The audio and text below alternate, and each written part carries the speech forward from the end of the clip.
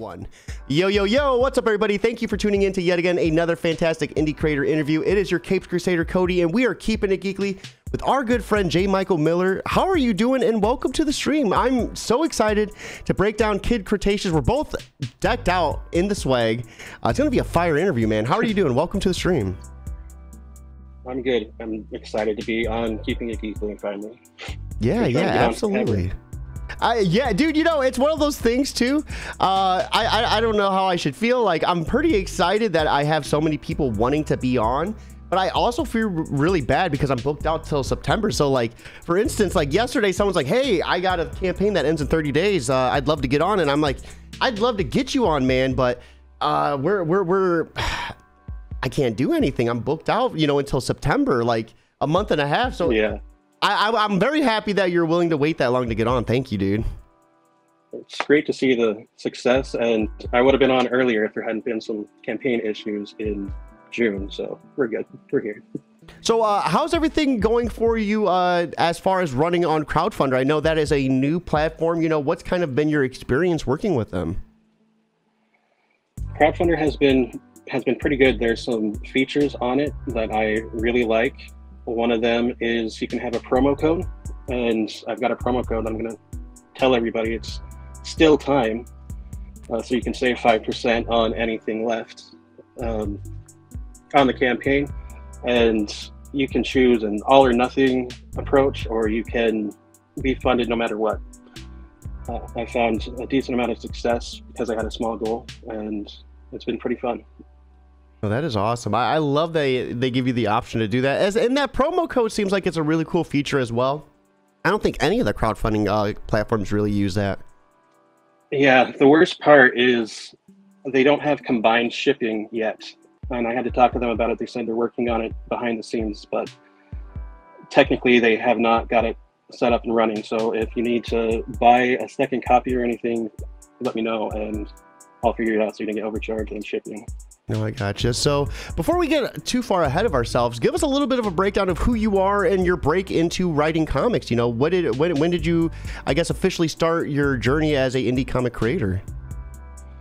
I would say I kind of started wanting to do indie comics in about 2016 or 17. I was really down and bad. I was depressed, and I had an idea for a superhero that was depressed, but kept showing up when he was needed and didn't let that keep him back. And I ended up going to school for writing and was going to switch from comics into screenwriting, TV and movies. But last year I wrote a 4-page short, and it was the first 4 pages of Kid Cretaceous. And I turned it into a series. I decided I couldn't keep waiting for the perfect comic book to make. I just needed to make a comic book. And so this year, at the start of the year, I just made a campaign and ran it and hoped it would work, and it did. So you're fairly new to the scene. I mean, I've had a chance to read Moving Day and Kid Cretaceous. Are those the only 2 pieces that you've worked on? Those are the only 2 comics out, yeah. Okay. So which I mean, the Moving Day came after Kid Cretaceous, right? It technically came after, but Kid Cretaceous isn't out yet, so it's like a kind of weird in-between thing where the full release was in the middle of the campaign. No, I gotcha. So let's begin with that, and then we'll move into Kid Cretaceous. So Moving Day is a nice little 2-pager, and we actually can have the opportunity to look it up. So why don't we go ahead and just do that? We'll pull it up and kind of look at it together and give a little bit of a breakdown of what was going on with it and some of the inspiration behind it. So right here is Moving Day by J. Michael Miller, and it's a nice little 2-pager. So first and foremost, I mean, why come up with a, you know, so short of a story? You know, 2 pages. It seems like it seems like it's harder almost to do a story in 2 pages than, you know, with more to play with, right? Yeah, it can be harder to do short comic books because you only have so many pages to tell that story.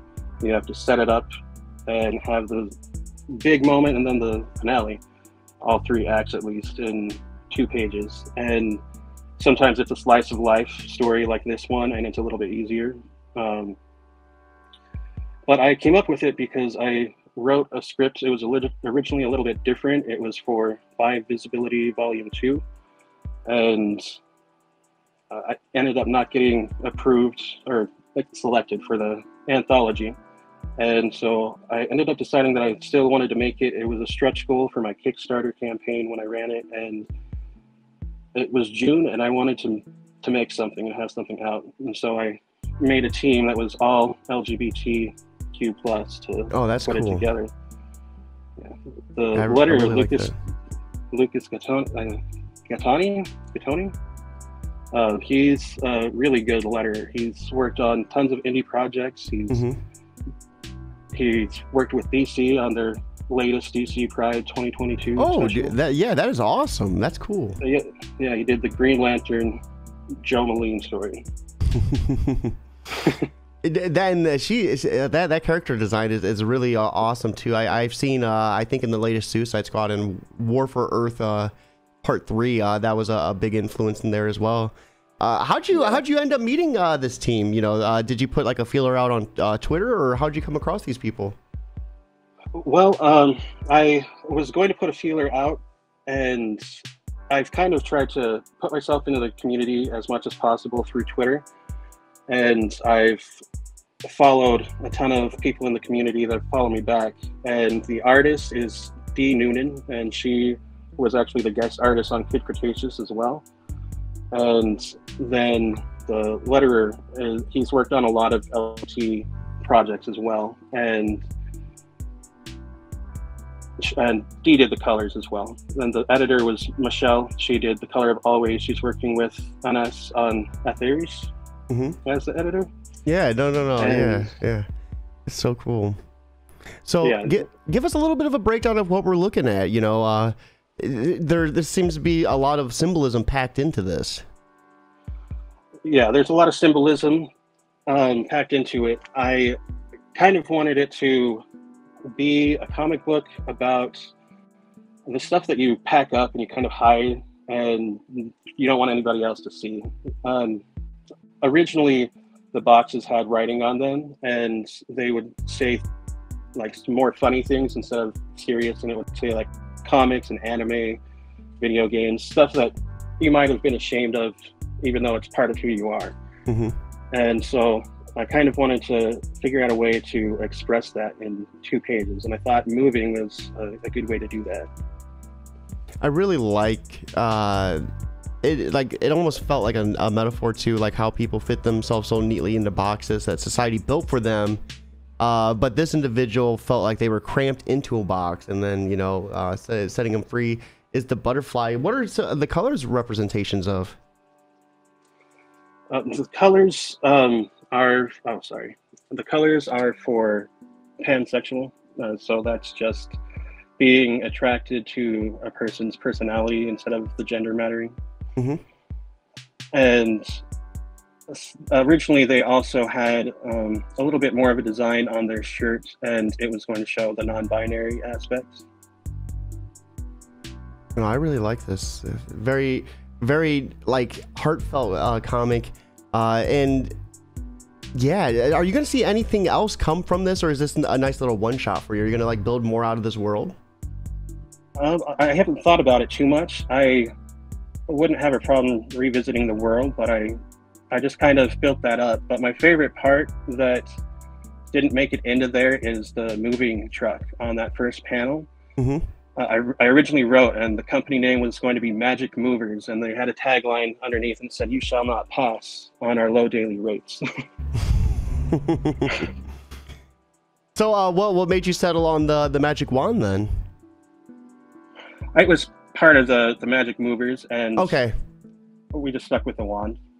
I gotcha. So right here is the first book that you completed. So Kid Cretaceous is the second one. Let's start breaking into that. With Kid Cretaceous, you know, what type of story are we looking at? What do we see happen within it? And, you know, how do you want your readers to feel when they're consuming this? Kid Cretaceous is a superhero coming of age story. It is kind of an all ages story. It's not written for children, but everybody in the family should be able to enjoy it at the same time. And this one seems like it had some interesting symbolism in it as well. Notably, like when the car flips over, the way the radio station says 666. Yeah. So I said, or go ahead. I had the radio, the people on the radio say that they were going to be in for a hell of a day. And then I wanted it to be 99.9, so when the car flipped, it would be 666 too, just to kind of show how bad things are for him right now. So we meet Kid Cretaceous, and it's a really interesting take on things. Can you give us a little bit more about the protagonist and the type of story that we're going to see? Kid Cretaceous, her name is Casey. I named her Casey because it's the abbreviation for Kid Cretaceous, and so I basically made that so I can have a joke far off in the future. But her name's Casey, and she is just moving into a new town, Meridian. It's actually kind of mirrored off of Meridian, Idaho, where I live near, but not completely. And she is moving there with her dad. She's a little bit nervous, but trying to be brave, as most kids would be. And she really loves dinosaurs. Her dad works as a paleontologist, and so she has always been surrounded by dinosaur themed things. And so she really latched onto a dinosaur toy that she calls T-Rex. And it's basically her best friend. So we have Sarah Bartlett, and I'm sorry if I mispronounced that last name, Jeff, the King of Easter Egg. So what other type of Easter eggs are we going to see within this? On page 13, it's a little bit of an Easter egg. I named the elementary school. I wanted to name it off of somebody impactful in comic books. That was a woman, and so I went with Gail Simone Elementary. But there's an online joke about her being a bear, and so the school's mascot is Go Bears. Go Bears. And I actually went to a school where bears were the mascot too, so it kind of doubled as a joke and personal. No, I love that too. Yeah, when I seen that, I was like, okay, Jeff, I'm on to you. I'm on to you. So, and the pizza too, I loved it. Like, whenever we do pizza nights here, there's always half cheese, half bacon for us. Because my significant other, she is vegetarian, so she doesn't like meat. So when I seen that, I was like, oh man, this is like hitting way close to home. Like my daughter has blonde hair. She loves dinosaurs. I was like, dude, this is like perfect. Like, so with this being like one of your very first breaks into comics, like what drove you to go in this direction though? I've been back into comic books. I've kind of had segments of my life where I am more into a specific medium of entertainment, and so in 2019 I started reading comic books more than I had been previously, and because I'd given it up because of how expensive it was. Oh yeah. And then I got back into it, and that was the whole thing. So that made me get here. And so reading comics, really, I read Radiant Black.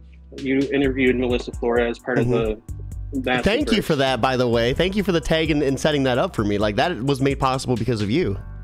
Yeah, that was a great interview too, but it's in the Massiveverse. It started with Radiant Black by Kyle Higgins. The hero who starts off as Radiant Black is a writer, and he is having to move back home. His bank account is overdrawn. He owes a ton of money, and he basically feels like he's not succeeding in life, and then he's got to move back home, but he's going to make it one day with his writing. And those first 3 issues especially hit really close to home and made me kind of believe in myself that I could do the same thing that Kyle had done. He had a page at the end where he talked about his childhood and writing and everything, and it resonated with me, and felt that I could change from focusing on TV to comic books. So in Kid Cretaceous, we see a lot of heavy topics tackled, you know, kid trauma, the loss of a parent at an early age, Really interesting too. There's two distinctive like art like styles within it. What was kind of your inspiration like going that route? Really, with the success that I found with funding, I really wanted to introduce a flashback scene. I wrote 5 different flashback scenes for each issue that kind of tells the story about the mom that's lost, that it's kind of just barely touched on in the first episode, or the first comic, not episode. And so I found Dee Noonan after reaching out for any artist, and I had so many people reply to that thread. And I really liked Dee. She was great to work with, and I thought it would be helpful to show the difference in the flashback than the current moments. Mm-hmm. And I also thought it would be interesting to let the artist be in charge of all of the visuals. So the artist does the art, colors, and letters, respectively, for both sections. So Dee does the art, colors, and letters on pages 5 and 6, and Gasper does the rest. No, I really like that too. I think it added like a whole different feel to the comic when we get to that part. So with everything being said, let's go ahead and pull up the Crowdfundr, take a look at the campaign, and dive a little bit deeper into things. So Kid Cretaceous issue number 1. So far you are currently at 271, 13 contributors with 9 days left to go. And you are 271 of a $100 goal, so you're fully funded too. That is awesome. Congratulations. Why did you have so low of a goal? Thank you. I wanted a low goal because I already was funded for the comic book, and I don't think you can run like another project to try and raise money for art that is already paid for. And so I wanted to extend the print campaign because we had a small but respectable amount of backers for our Kickstarter. I did the Kickstarter before I had built myself up in the community as much, and so I wanted to extend the print campaign to try and have a place for people to be able to get the comic book and shirts and everything, because after the campaign was over, I sold like 8 shirts at least, and like 6 more comic books at least, and that was without having another crowdfunding thing going. Yeah, no, that's really cool. So I wanted a place for them to go and to try and let people find us, to kind of funnel everybody towards. No, that makes sense. Is this a video? Yeah, it's a video. Yeah, so we can watch this if you want, but it will bleed over your audio, so we won't be able to hear you talk. Okay, it's really short. I made it myself. Yeah. Let's check it out. It's not great. You can play it though. I swear to God, I'm clicking on this. I see it. Yeah, maybe it doesn't want to play. Maybe it's like, dang, Jeff, you talked smack about me. I'm not going to play now. Let's go ahead. We'll just check out the gallery then. The gallery doesn't want to click for me either. Oh no. You know, that's all right. That's all right. We'll just totally pretend that it totally let us do that. So we'll just scroll down. And right here is that Easter egg you were talking about. So I love this too, the Gale Elementary with the Go Bears right here. Was this teacher like any sort of, nod to her as well? You know, it kind of worked out great, but no, it wasn't. It's just a random teacher. No, I gotcha. So right here is the story. Have you ever wished Superman could be your best friend? Kid Cretaceous' wish comes true when her toy dinosaur leaps to life, but can her toy T-Rex save her dad from the wreckage of an auto accident? And then we get a look at the variant cover, issue number 1. This is I love this. This is a nice little nod to Superman. This was great. Yeah, it's one of my favorite covers. And so can you give us a little bit about the dad as well? You know, what's his story? Yeah, so the dad, his name is Kenneth because I really like alliteration, his last name is Kenneth.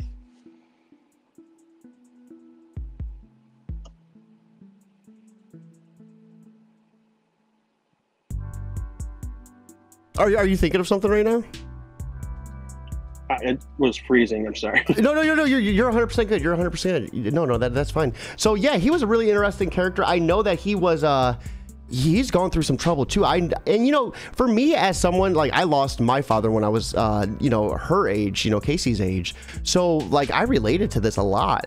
You know, I was around 9 when I lost my father, and it is hard going to a new school, you know, just off the trauma of losing your parent. Everyone's trying to get into your business to make sure you're doing okay, and it's the last thing you want, right? And I think you really nailed the father, because he's trying to do his best to like hold it together for her, but he's gone through some hell of his own too, and I think you really nailed that aspect of it. Yeah, I've loved being a dad myself, and I think relationships and characters are extremely important in storytelling, and I think it's important to inject some authenticity into your characters in the moments so people can relate like that. I never knew my birth father, but I've had some people come in and out, and I've lost my grandparents as an adult, and it's really just kind of a meshing pot of everything either I've gone through or I've seen others gone through. Mm-hmm. And I think it was a nice, it was done well. It was, you know, the execution on it was perfect, because I felt like Casey in certain parts, like especially like in the school scene when she doesn't have like a lot of friends, and then you see her Ty-Rex come to the aid, and Ty-Rex seems like he's kind of like a Dennis the Menace type of vibe, you know, like he's trying to do the best he can for Casey, but he ends up getting her in trouble too. Yeah, that's kind of the idea is, I don't want to spoil anything too much, but he's his own character, but she's the reason he is the character that he is. So she has to be careful of what she wants. Kind of a communication area. If she says, I wish I had a friend, you need to be more specific, or he's going to do whatever it takes to get you that friend. Oh, yeah. Okay. I got you. So right here, we get a little bit of more of a backstory of what to expect. Kid Cretaceous wished her toy dinosaur Ty-Rex could save her dad during an auto accident. Now Ty-Rex is her hero and best friend, but superheroes can't smash mandated therapy away, or can they? So therapy was kind of a big thing for this. You know, what was your reasoning for including, you know, something that like deep, like in a comic that could be meant for all ages? I think mental health is really important, and society is kind of catching up to understand how important it can be, because it's something that you can't see. And kids also have a hard time communicating problems that are wrong without help of understanding their emotions themselves, because everything can be so complex.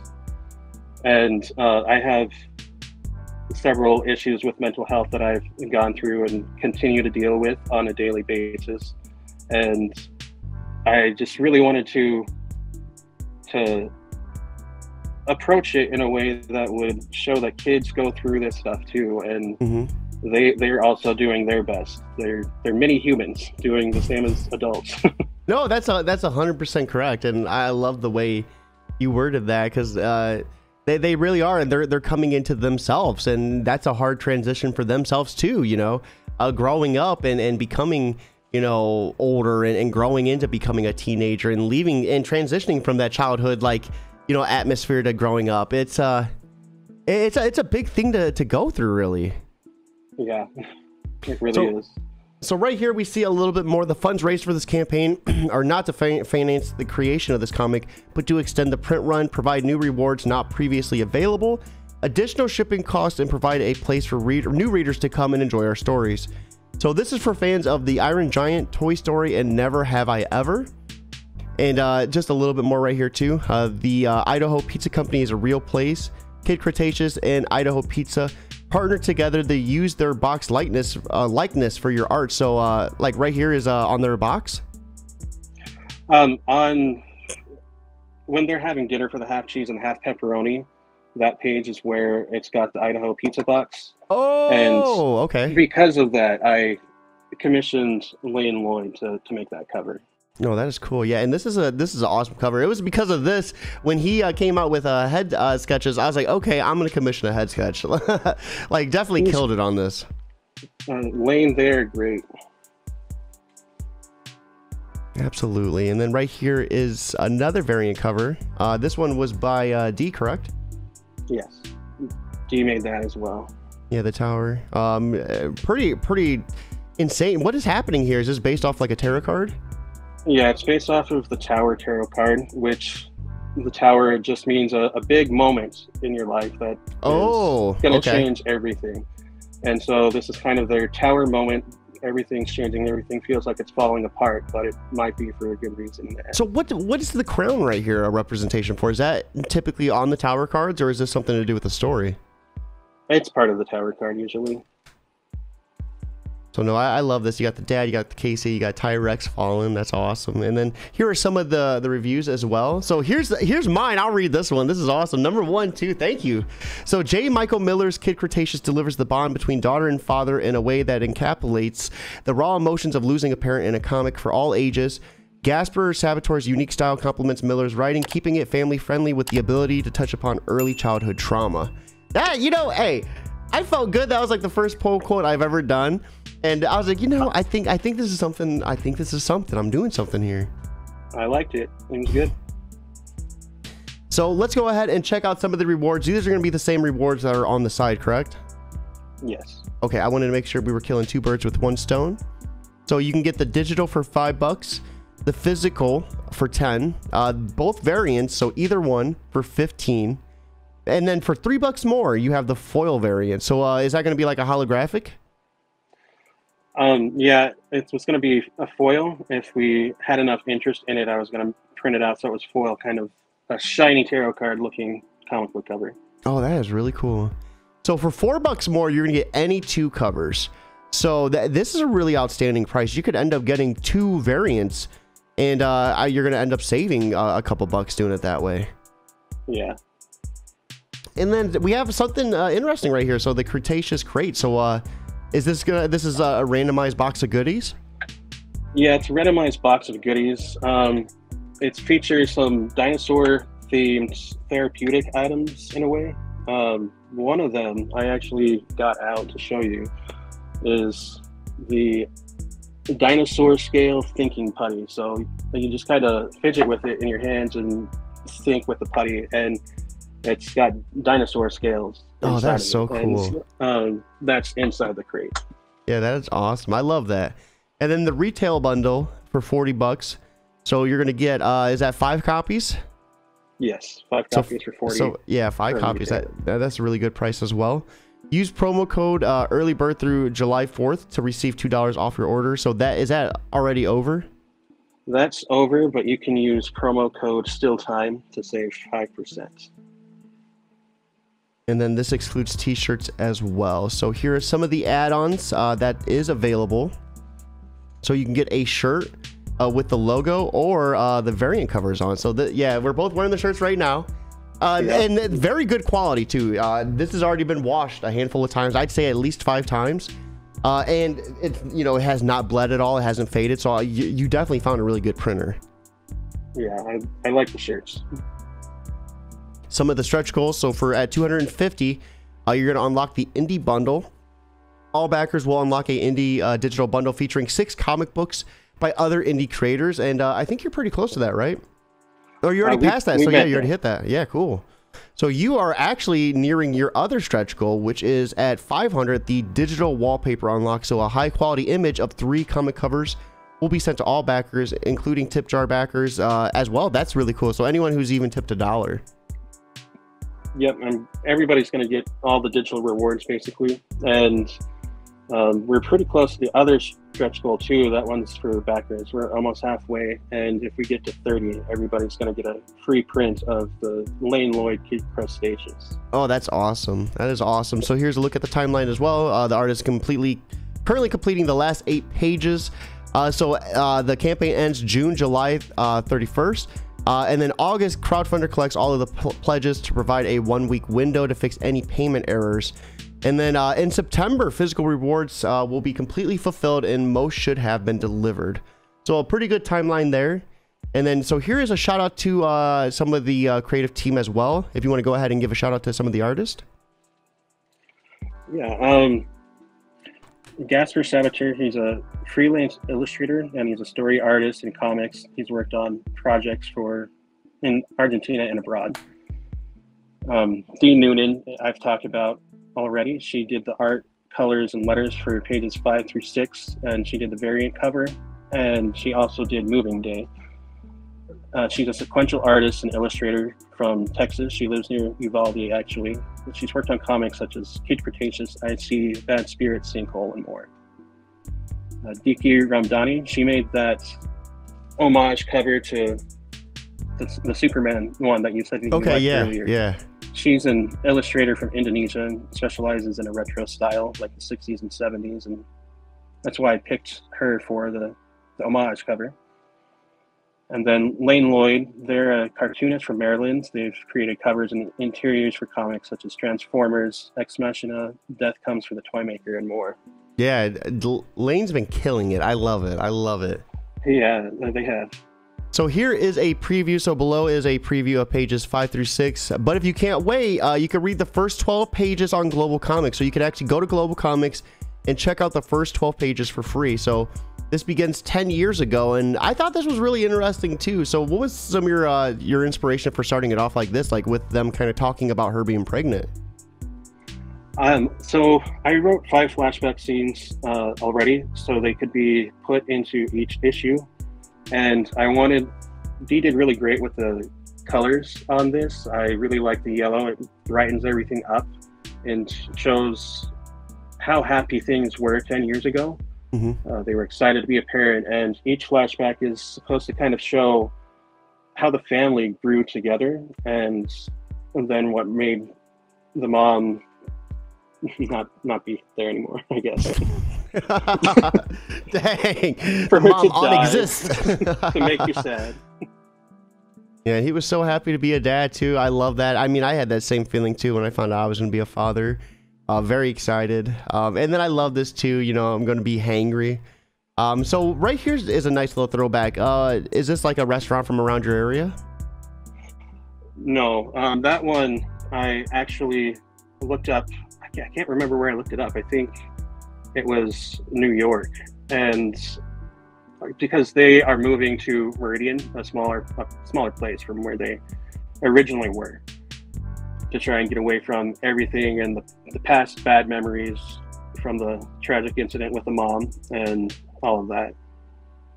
Hey, we got someone over on YouTube stopping in. Sarah again. Hey, Daddy, it's Audrey. Proud of you, love you. So nice little message as well. I remember a long time ago on my YouTube page before I rebranded it to Keeping It Geekly, I would do playthroughs of my Twitch, and I would always upload my gameplay videos, and sometimes, you know, there would be cussing, you know, because I you know, it'd be like me playing games with the boys. And I remember one time in particular, my daughter commented on a video like, hey, love you, or hey dad, love Genesis. And I'm like, oh, this, I need to stop uploading those videos now. So, and then we got a nice little flashback. I love this too. He's like, I'll go grab us a box of, and then, you know, right here, you know, finish it with pizza. So this pizza box is actually modeled off of the pizza box in your town though, right? Yeah, Idaho Pizza, they're a local company and they have locations throughout the state. They also have been supportive of comic books. They've been a sponsor for the local Comic-Con 2 years in a row. And this is their first time in a comic book. That's really cool. Did they give you any sort of like a freebie for featuring them in a book or anything? No, we just got their likeness in there, and we're going to tell everybody about it. And we're talking about doing a signing at one of their locations later this year. Oh, that's cool.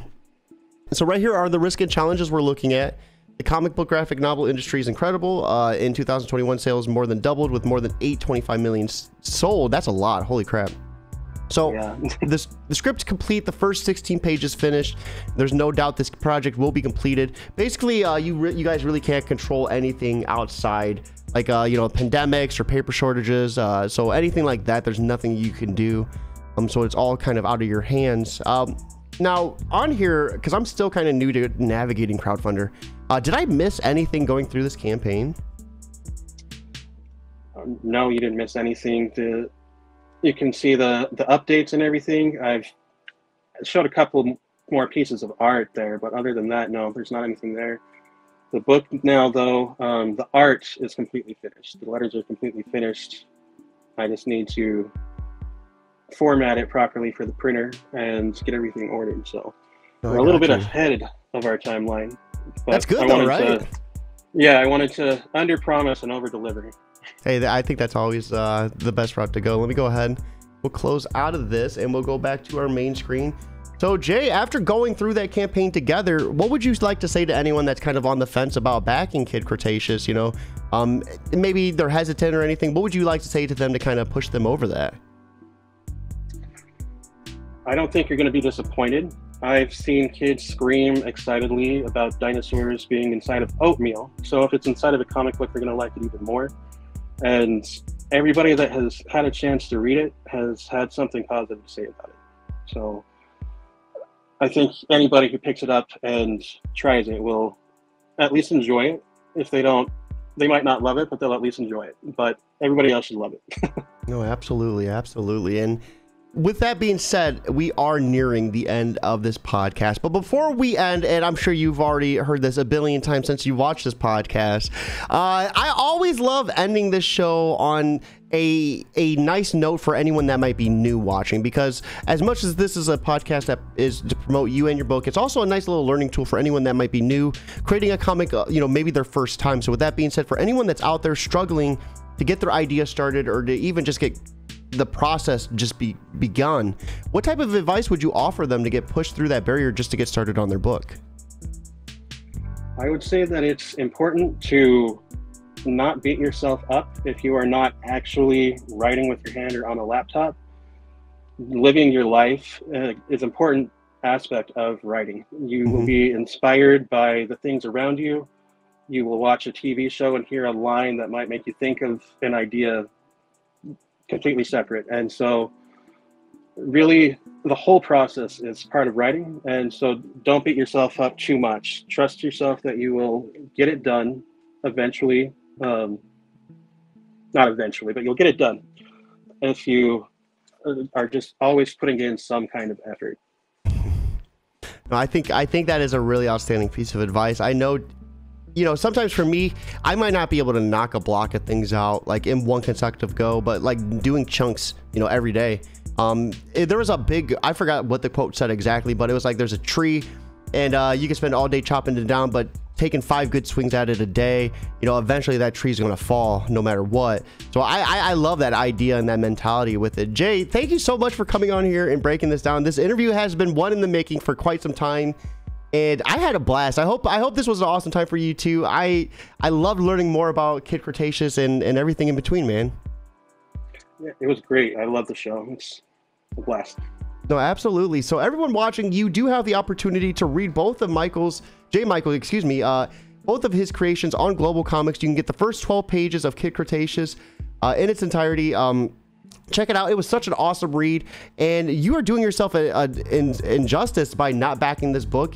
If you're unable to back, though, you could always go to the Crowdfundr and share it. They are actually, I really liked how they set things up to where they can help you share it on like Facebook, Twitter. So their sharing capability is really awesome. So get on there and share it to all your friends, because you might have someone who might like this book and might back it. You have Audrey over on YouTube saying you got this, Dad. So you got support from everybody, man. That's so awesome. I do. Yeah, with that being said, guys, it is time for us to support the rest of this day. It is a beautiful Thursday out there. I have to get ready for work, unfortunately. So with that being said, we are going to be wrapping things up. Jay, once again, thank you for so much coming on here, breaking this down. Everyone who's watching, I hope you have a fantastic day, but most importantly, guys, keep it geekly.